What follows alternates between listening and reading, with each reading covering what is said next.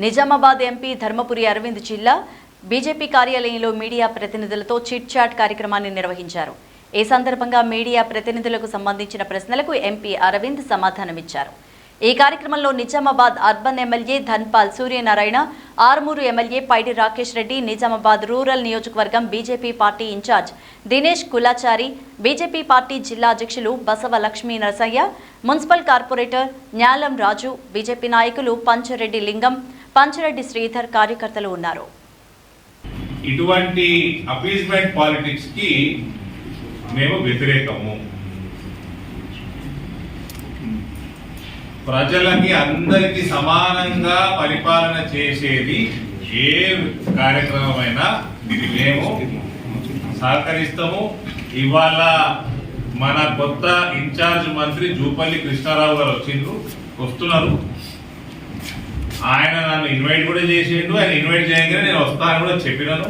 నా programme schedule కూడా కొంచెం మార్చుకున్నాను. 4 గంటలకి I will be part of it. మా ఎమ్మెల్యేలు కూడా దాంట్లో భాగంగా ఉంటారు.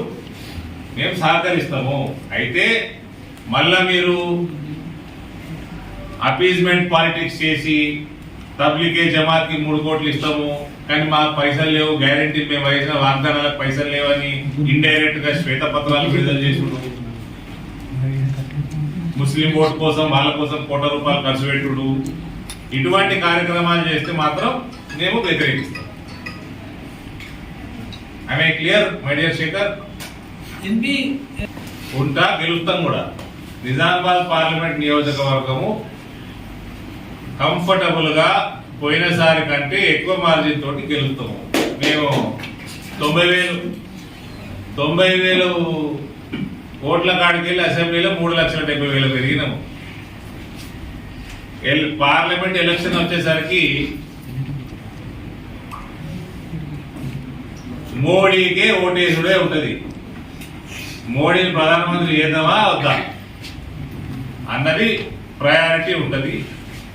పోయినసారి అసెంబ్లీలో మీరందరూ మీడియా కూడా గమనించాలా, అసెంబ్లీలో ఓట్లు వేసిన దానికి పార్లమెంట్ లో ఓట్లు వేసిన దానికి నిజామాబాద్ పార్లమెంట్ ప్రజలు 45% ప్రజలు క్రాస్ ఓటింగ్ చేసారు. 45%. ఈసారి మాకు 10% చేస్తే సార్